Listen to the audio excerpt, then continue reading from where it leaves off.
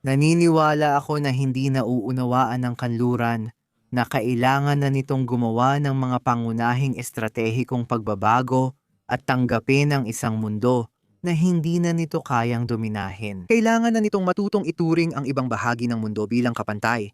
Kausapin sila bilang kapantay at hindi sila kausapin ng may pangmamaliit. Kapag nakipagtulungan ka sa ibang bahagi ng mundo, mas mabubuti ang kalagayan hindi lang para sa iba, kundi pati sa kanluran. O mga kaibigan, malaking karangalan para sa akin na tanggapin dito sa studio. Professor Kishore Mahubani, kilalang diplomat mula sa bansang Singapore at dating Pangulo ng United Nations Security Council. Maligayang pagbabalik sa palabas, Professor Mahubani. Nakita natin nung nakaraang linggo ang isang interesanting pangyayari sa Davos 2026. Nakita natin, alam mo, bago magsimula ang kaganapang iyon, nakita natin ang maraming sigla. Kay Donald Trump, ang usapan ay tungkol sa Greenland, tungkol sa Europa. Sa tingin ko, si punong ministro ng Canada na si Mark Carney ang nagbigay ng talumpating nagbago ng direksyon ng mundo at nagsimula ng bagong landas. Mukhang nagkakaroon ng malaking pagkakabahabahagi sa kanluran. Alam mo, yung mga gitnang kapangyarihan, gaya ng sinabi niya, kailangan nilang mag-adapt. Kung hindi, sila ang magiging biktima. Gusto kong marinig ang opinion mo sa mga nangyari sa Davos noong nakaraang linggo at ang lagay natin ngayon sa geopolitics. Maraming salamat, Cyrus Jansen, sa muling pag-imbita. Masaya akong makasama sa programa at tama ang sinabi mo. Ang talumpati ni punong ministro Marcani sa Davos ang isa sa pinakatanyag at narinig sa buong mundo. At tama siya nang sinabi niyang nagkaroon ng pagkakabiyak o pagkakahiwalay. Dahil, malinaw naman, na kapag ang nangungunang kapangyarihan sa kalakalan sa mundo sa matagal na panahon, sa totoo lang, ngayon ay pangalawa na lang ito sa kalakalan. Tinaasan ng Estados Unidos ang taripa sa mahigit 100 bansa, kaya nagdulot ito ng kaguluhan at nagkaroon ng pagkakahiwalay. Pero sa totoo lang, ang malaking kwento ng 2025 ay may dalawang salita na sumasalamin dito. Una ay pagkakahiwalay at ang pangalawa ay katatagan. Ang kahanga-hanga sa 2025 ay dapat sana bumagsak ang pandaigdigang sistema ng kalakalan nang itaas ng Estados Unidos ang taripa sa mahigit 100 bansa. Alam mo, ang Estados Unidos pa rin ang pangunahing kapangyarihang pang-ekonomiya, kaya dapat bumagal ang pandaigdigang ekonomiya. Dapat sana bumaba ang pandaigdigang kalakalan.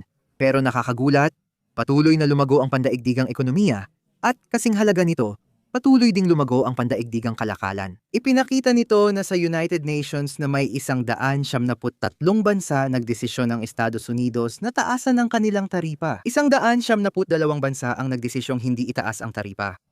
Kakaiba ito dahil hanggang ngayon, ang Estados Unidos pa rin ang namumuno sa pandaigdigang kaayusan. Kahit anong gawin ng Estados Unidos, iniisip ng iba na tama ito at susunod sila. Pero wala namang bansa talagang sumunod. Sa totoo lang, nakakagulat, nagpasya ang mga bansa na, uy, hindi, naniniwala pa rin kami sa malayang kalakalan. Nagsimula pa silang lumagda ng mas maraming kasunduan sa malayang kalakalan para mapunan ang pagkawala ng kalakalan sa Estados Unidos. At gaya ng alam mo, nagsasalita ka sa ika-27 ng Enero.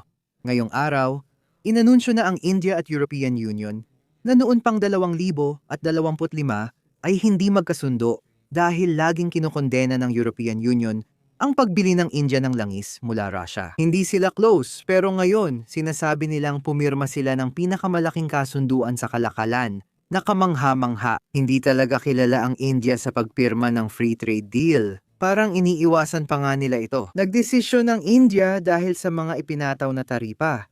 Kaya sinabi nilang dadagdagan nila ang kanilang mga opsyon. Kaya lahat ng bansa ay nagpaparami ng opsyon o nagpapalakas ng kalakalan sa isa't isa. Kaya, sa ganung diwa, maaaring magdulot ng mas matibay na katatagan sa mundo ang pagkakabiyak na nangyari. Gusto ko talaga yan. At alam mo, gusto ko lang idagdag sa sinabi mo, Professor. Noong nakaraang linggo, nakita natin ang bagong kasunduan sa kalakalan ng European Union at 4 na mahalagang bansa sa South America. Kabilang ang Brazil at Argentina.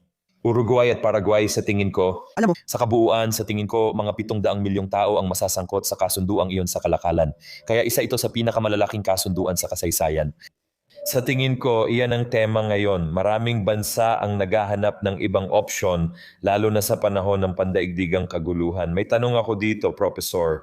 Alam mo, madalas mong pag-usapan ng tinatawag na global majority o yung tinatawag nating global south. At alam mo, parang kinukumpara natin ito sa kanluraning mundo.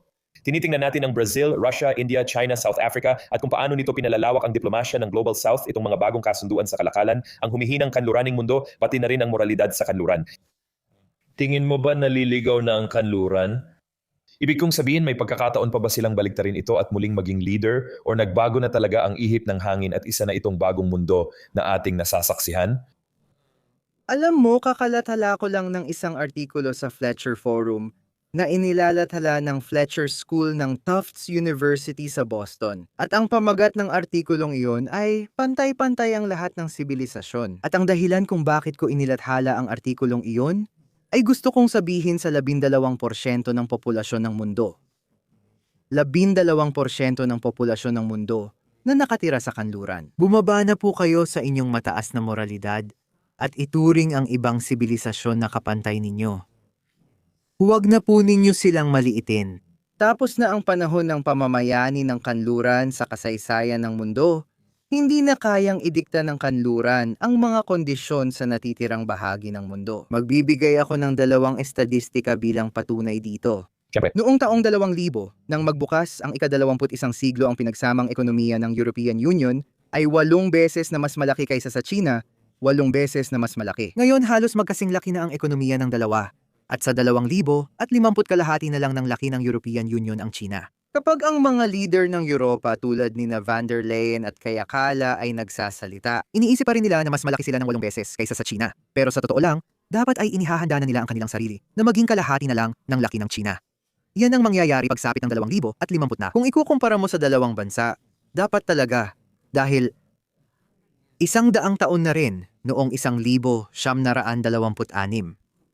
100,000 Ingles ang namuno sa 300 milyong Indiyano. Kamangha-mangha ang access ko sa India, di ba? Noong 2003, 5 beses na mas malaki ang ekonomiya ng Britanya kaysa India, pero ngayon, mas malaki na ang sa India. Pagsapit ng 2050 magiging 4 na beses na mas malaki ang India kaysa United Kingdom. Noong 2000, ang United Kingdom ay 35 beses na mas malaki. Sa kalagitnaan ng siglo, ang India ay 4 na beses ng mas malaki. Ito ang pangunahing pagbabago sa estruktura ng mundo dahil sa pag-usbong ng China at India. Hindi pa rin mulat ang kanluran sa bagong realidad.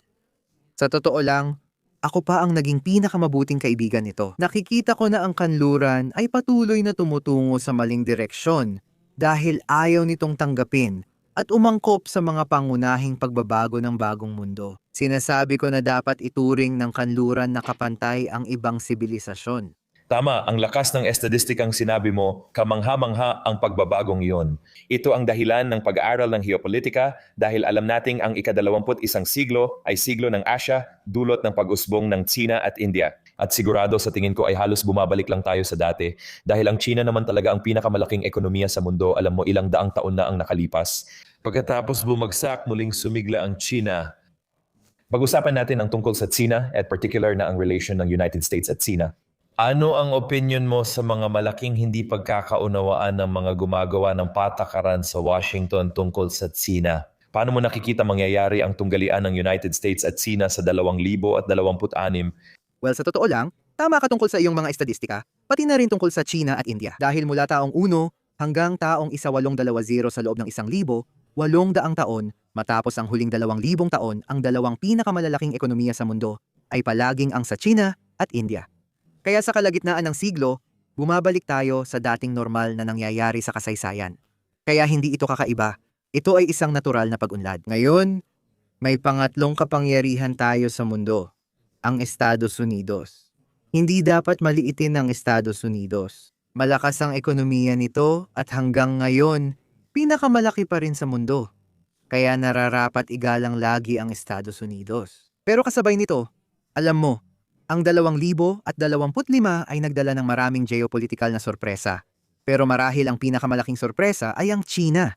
At sa kaso ng China, gaya ng alam mo, ang China ay dumaan sa impyerno. Sa nakalipas na 200 taon, dumanas ito ng isang siglong kahihiyan. Mula sa unang Opium War noong 1842 hanggang 1949 ng itinatag ang People's Republic of China. Kaya, matapos ang 200 taon ng pagiging binubuli at tinutulak-tulak, sa wakas, noong 2025, nagawa na rin ng China na lumaban sa isang kapantay na kapangyarihan, ang Estados Unidos. Kung kaya mo akong saktan, kaya rin kitang saktan. Kaya, ang desisyon ng China na putulin ang supply ng rare earths at magnets ay talagang maaaring magdulot ng napakalaking pinsala sa ekonomiya ng Amerika. At iyan ang dahilan kung bakit, nakakagulat, kahit nagsimula ang taon, gaya ng alam mo, tandaan mo yung mga taripa noong Abril at Mayo, kung kailan umabot sa 100 at 45% ang taripa ng United States sa China.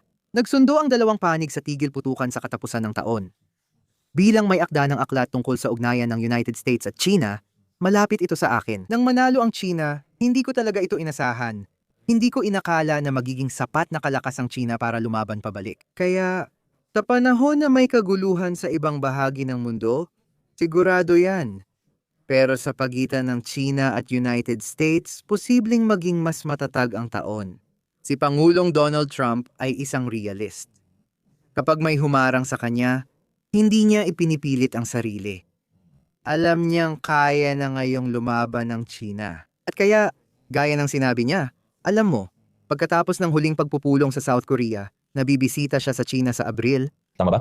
Kaya posible kang makakita ng katatagan sa pagitan ng United States at China. Gusto ko ang sagot na yan dahil naging interesante rin ang pagsusuri namin. Nung nakaraang taon, nang magsimula ang digmaan sa taripa, naapektuhan lahat ng bansa at marami ang hindi makalaban. Halimbawa, taga-Canada ang asawa ko. Walang ganong kalakasan ng Canada laban sa Estados Unidos. Hindi talaga sila makalaban pabalik. Pero nakita natin na tumindig talaga ang China. Tumugon ang China ng mga ganting taripa. Kaya nang naging 100, sinabi rin ng China na 100, ng 150 na gumanti ang China ng 150, lalong lumala hanggang kinailangang bawiin ni Trump dahil sa United States. At ang China, Kailangan talaga nilang magtulungan. Kaya mahalaga ang sinabi mong realist si Trump. Napagtanto niya na, teka, may hawak ng baraha ang China, marami silang impluensya sa atin. At alam mo, nakakatuwang makita iyon. para lang malinaw, hindi lang nagresponde ang China gamit ang mga taripa. Sabi ko nga, tumigil sila sa pagtaas lampas. 100% kasi wala na raw epekto. Huminto rin ang kalakalan. Kaya hindi nila sinubukang tapatan ang 145. Pero nag-react sila. Tulad ng alam mo, sa pamamagitan ng pagputol ng supply ng rare earths at magnets. At talagang masakit iyon. Oh, napakalaking bagay niyan, Professor. Pag-usapan natin ang Estados Unidos at ang kanilang patakarang panlabas dahil may nangyaring interesanteng bagay nung nakaraang taon. Naglabas ang Estados Unidos ng bagong pambansang estratehiya sa seguridad. Sinabi doon na magbabawas sila ng presensya sa Asia at hindi na nila itinuturing na pangunahing banta ang Russia at China. Mas nakatutok na ang Estados Unidos sa sarili nitong impluensya at tila lalo pang lalakas ang kapangyarihan nila sa kanlurang hemisphere. Tinarget ng Estados Unidos si Maduro at Venezuela. Nakita natin si Donald Trump na nagbanta sa Colombia, Cuba, Mexico at pati ang pag-aneksa sa Greenland. Bagamat may kasunduan na sa Denmark na ikinatutuwa ng Pangulo, sa tingin mo ba nahahati ang mundo sa iba't ibang saklaw ng impluensya? Halimbawa, saklaw ng China ang Asia. Mananatili ang Estados Unidos sa sarili nitong teritoryo. Sa tingin mo ba magkakahiwa-hiwalay ang mundo sa ganitong paraan? Para sa akin, ang mundo ng saklaw ng impluensya ay parang ika-11 na siglo na hindi mo na kayang ibalik sa ika-21 siglo. Dahil ang mga bansa sa pangkalahatan ay may mas malaking kakayahan at ayaw ng mga bansa sa mundo na makulong sa mga saklaw ng impluensya. Halimbawa, kunin natin ang Timog Amerika, kung saan may pagsisikap na buhayin muli ang Monroe Doktrina. Tiyak, mananatiling pinakamalakas na puwersang militar ang Estados Unidos sa Timog Amerika. Walang duda dyan. Walang duda. Pero bawat bansa sa Timog Amerika, pati mabuting kaibigan ng Estados Unidos. Mas malaki na ang kalakalan ng Argentina sa China kaysa sa Estados Unidos. Hindi rin dapat hilingin sa mga bansa na isakripisyo ang kanilang kita para lang sa sphere of influence. At gayon din, kung titingnan mo sa timog ng China, sa timog silangang Asya, kung saan ako nakatira, ang mga bansa sa Association of Southeast Asian Nations ay tiyak na malaki ang itinaas ng kanilang kalakalan sa China. Katotohanan. Noong nakaraang taon, sa totoo lang, lumampas sa $1 trilyon ang kalakalan ng China at Association of Southeast Asian Nations na posibleng naging pinakamalaking ugnayan sa kalakalan sa buong mundo, 1 trilyon. Ngunit sa ngayon, mas malaki pa rin ang pamumuhunan ng Amerika sa Timog Silangang Asya kaysa sa China. Mas malaki ang puhunan ng Estados Unidos sa 11 bansang Association of Southeast Asian Nations kaysa sa pinagsamang pamumuhunan nito sa China, Hapon, Timog Korea at India. Malinaw na malakas pa rin ang impluensyang pang-ekonomiya at pampolitika ng Estados Unidos sa Timog Silangang Asya. Tulad ng hindi madaling saklawin ng Estados Unidos ang Timog Amerika, hindi ko rin nakikita na mapapasailalim ng China ang Timog Silangang Asya. Palaging tinitiyak ng mga bansa na bukas ang lahat ng opsyon nila at ganoon talaga. Gusto kong bigyang diin ang salitang tila di nauunawaan ng marami sa kanluran. Ang hinaharap ay isang komplikadong mundo. Maraming aktor sa mundo, lalo na sa Global South na bumubuo ng 88% ng populasyon, ay hindi agad sasali sa anumang sphere of influence. Gusto nilang bukas ang opsyon at makipagkaibigan sa lahat. Maganda ang pulisya dahil pandaigdigan ang ekonomiya at mainam sa lahat ng bansa ang pakikipagnegosyo. Halimbawa, lagi kong sinasabi na gusto nating makipagnegosyo sa China at Estados Unidos, ang dalawang pinakamalalaking ekonomiya. Kung isa kang middle power na bansa, sabi ng punong ministro ng Canada, piliin ang pinakamagandang option, makipagtulungan at maghanap ng paraan para magkasundo at magtulungan. Professor, pag-usapan natin ang China. Malaking balita na umabot sa higit 1 trilyon ang trade surplus nila nung nakaraang taon. Mga 1 tuldok, 2 trilyon yata. Naniniwala ka ba na ito ay isang problema para sa China? Sa tingin mo ba ganon? Gusto kong malaman ang mga inaasahan mo para sa ekonomiya ng China at kung paano umuusad ang China sa 2026. Ano ang mga opinyon mo tungkol sa China mismo? Sa totoo, magkahalo ang kwento ng ekonomiya ng China. Sa loob ng bansa, lumalago ang ekonomiya ng China pero hindi mabilis. Mababa ang kumpiyansa ng mamimili at di pa rin ayos ang problema sa real estate, kaya bumagal ang ekonomiya. Sa labas, mas naging kompetitibo ang ekonomiya ng China, kaya nagkaroon sila ng record na trade surplus na lampas 1 trilyong dolyar. Pero sa tingin ko, sapat ang karanasan ng mga leader ng China para maintindihan yon. Kung tuloy-tuloy ang export ng China pero kaunti ang import, magdudulot ito ng pampulitikang reaksyon laban sa kanila. Sasabihin ng mga bansa, pasensya, kailangan kong protektahan ang trabaho ko. Kaya naman, nasa pambansang interes ng China na subukang mag-import ng mas maraming produkto mula sa ibang bahagi ng mundo. Para maging patas, gumawa rin sila ng konkretong hakbang. Noong inalis ng Estados Unidos ang lahat ng taripa na konsesyon sa mga bansang Aprikano, binigyan naman ng China ang lahat ng bansang Aprikano at pinakamahihirap na bansa ng zero taripa. At nasa Shanghai ako 2 buwan na ang nakalipas at natuklasan ko yon. Ang China lang ang tanging bansa sa mundo na nag-oorganisa ng tinatawag na China International Import Exposition. Kaya mayroon silang eksposisyon na nag-iimbita ng mga bansa para pumunta at sabihin ninyo kung ano ang gusto ninyong ibenta at i-import namin ito. Naniniwala ako na muling babangon ang ekonomiya ng China, babalik ang kumpiyansa ng mga mamimili, at sa huli, magiging pinakamalaking pamilihan ng mamimili sa mundo ang China. Kung magsisimulang mag-angkat ng mas maraming produkto ang pinakamalaking pamilihan sa mundo, makakabuti ito sa China at sa buong mundo. Kaya sa ngayon, ang nakikita natin sa napakalaking trade surplus na ito, sa tingin ko, ay isang paglihis sa normal. May limitasyon ng ibang bansa sa pagtanggap ng malaking bilateral na deficit sa China. Oo, tingin ko maganda yon. Nakita rin natin ang tugon ng China kahit nung Davos. Ang leader ng China na nagbigay ng talumpati ay nagsabi, alam ninyo, gusto naming tiyakin na kami ay magiging pabrika ng mundo, pero gusto rin naming maging merkado ng mundo. Gusto rin naming tumanggap ng mas maraming produkto at serbisyo mula ibang bansa. At yun ay isang napaka-interesanting punto, ang International na Import Exposition na ang China lang ang mayroong ganon, kaya ang pagtutok doon sa tingin ko ay maganda para sa China. Gusto kong marinig ang opinion mo, pag-usapan natin. Para sa akin, pinakamalaking issue ang Taiwan. Gusto ko ring marinig ang opinion mo tungkol sa situation ng China at Taiwan. Maraming pahayag mula simula ng taon ng ganito. Kung may gawin si Donald Trump sa Venezuela o kunin niya ang Greenland, anong mensahe ang ipinapadala nito sa China? Nanganganib ba ang Taiwan? Ano ang opinion mo sa pinakamahalagang aspeto ng relasyon ng United States at China, lalo na tungkol sa Taiwan? Para sa akin, karamihan sa komentaryo ng kanluran tungkol sa Taiwan ay payak o walang alam. Nakakalungkot, Ibig kong sabihin, nakakagulat na mayroon kang mga napakasopistikadong internasyonal na pahayagan tulad ng New York Times o The Economist. Napakababaw nilang mag-isip kapag tinatalakay ang issue ng China at Taiwan. Tama. Alam mo ba, dapat bigyang diin na walang duda na ang Taiwan ang pinakamapanganib na issue sa ugnayan ng United States at China. Kung ideklara ng Taiwan ang kalayaan, magdedeklara ng digmaan ang China.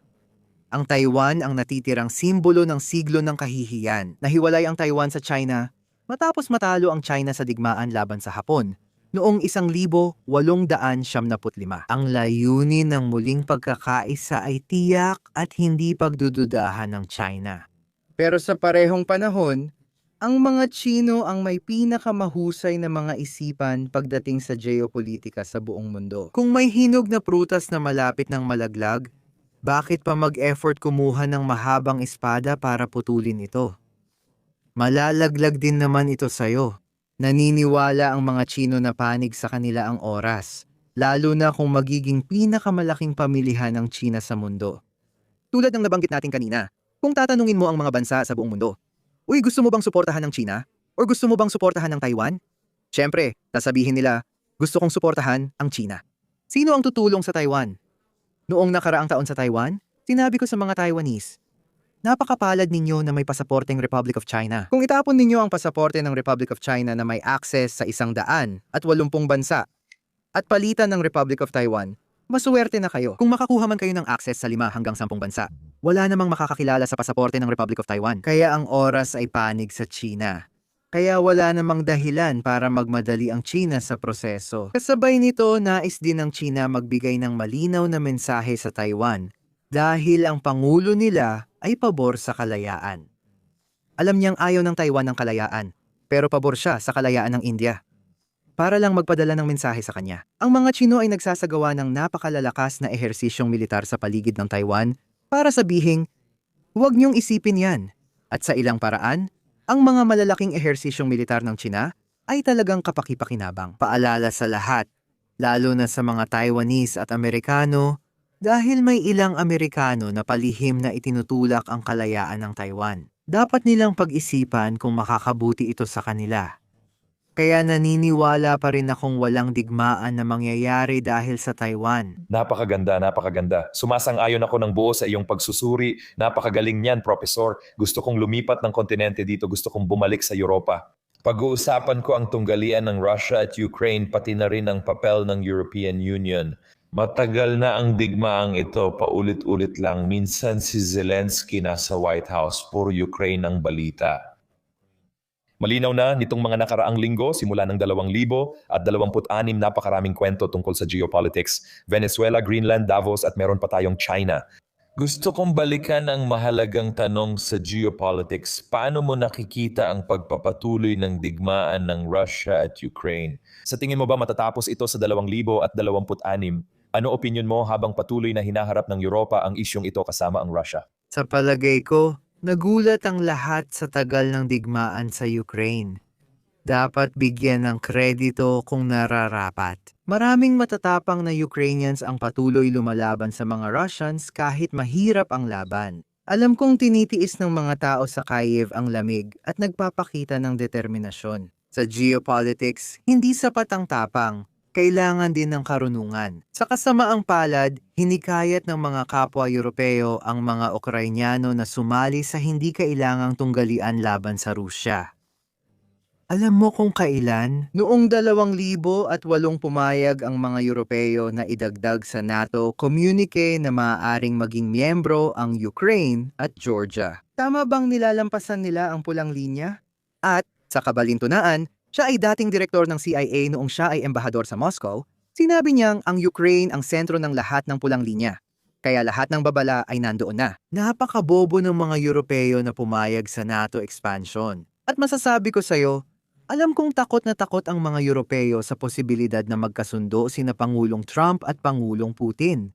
Sinusubukan nilang hadlangan yon mula noon na nagpapakita ng kakulangan nila sa karunungan. Noong nagpasya si Pangulong Trump na makipagkita kay Pangulong Putin sa Alaska noong 2025, dapat tinanggap na lang ng mga Europeo iyon kaysa hadlangan. Kung may alam sila sa geopolitika, dapat sumakay na lang sila ng eroplano at sabihing, Pangulong Putin, makikipag-usap kami sa iyo, di ba? Sa huli, kailangang tanggapin ng mga Europeo na mamumuhay sila, kasama ang Russia.